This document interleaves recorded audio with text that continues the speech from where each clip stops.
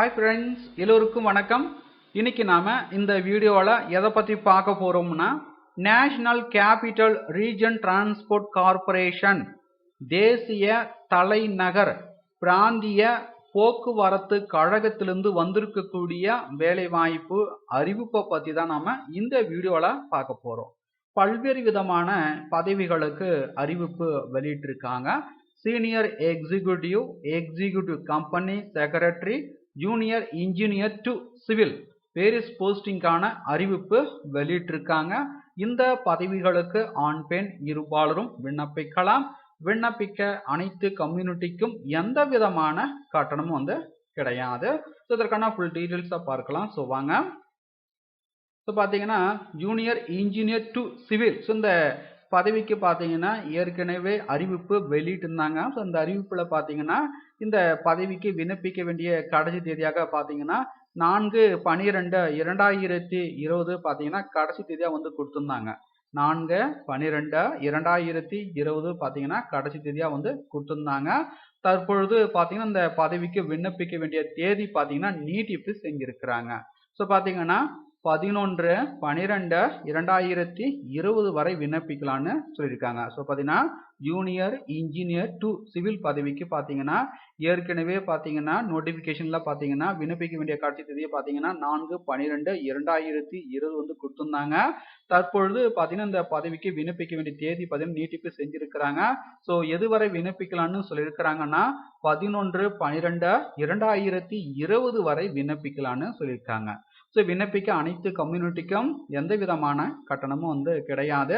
So இதற்கான அறிவிப்பு பார்த்தீங்கன்னா 4/12/2020 அன்று பார்த்தீங்கன்னா வெளியிட்டிருக்காங்க.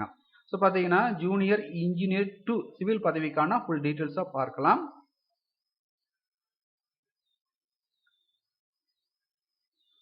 ஜூனியர் இன்ஜினியர் டு சிவில் சம்பளம் பார்த்தீங்கன்னா 27,500 இருந்து 97,350.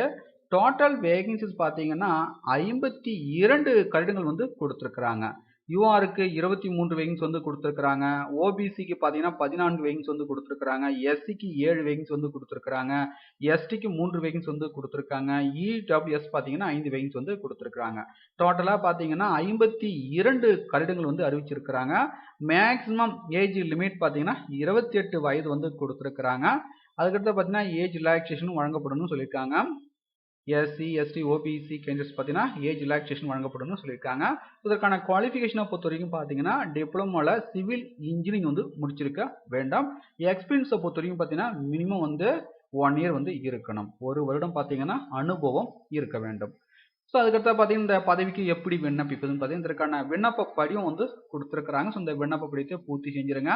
இத்துடன் பார்த்தீங்கன்னா தேவையான ஆவணங்களுடைய நகல் அனைத்திலும் செல்ஃப் அட்டஸ்டு செஞ்சிருங்க. பூர்த்தி செய்த விண்ணப்பத்துடன் இணைத்து இதை கொடுத்துருக்காங்க பாருங்க, நியூ டெல்லி அட்ரஸ். இந்த அட்ரஸுக்கு பார்த்தீங்கன்னா அனுப்பி வைக்க வேண்டும்.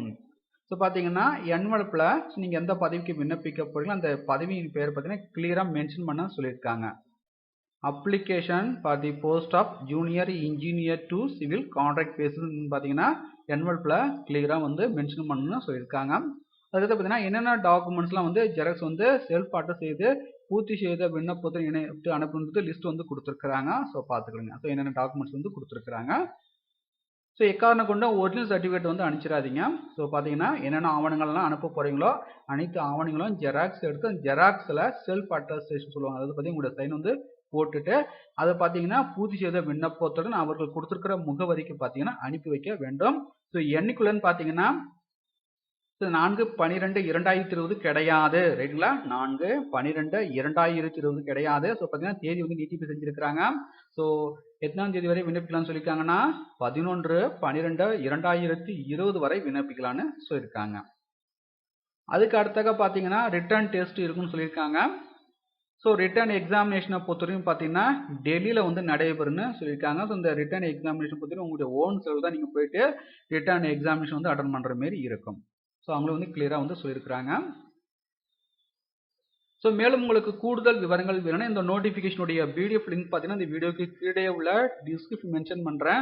டவுன்லோட் செய்து ஃபுல்லாக ரீட் பண்ணி பார்த்துக்கிடுங்க. வேறு எதனா டவுட் இருந்தால் மறக்காமல் கமெண்ட்ஸ் பண்ணுங்கள். மீண்டும் நாம் அடுத்ததொரு வேலை வாய்ப்பு வீடியோவில் சந்திப்போம். அனைவருக்கும் நன்றி.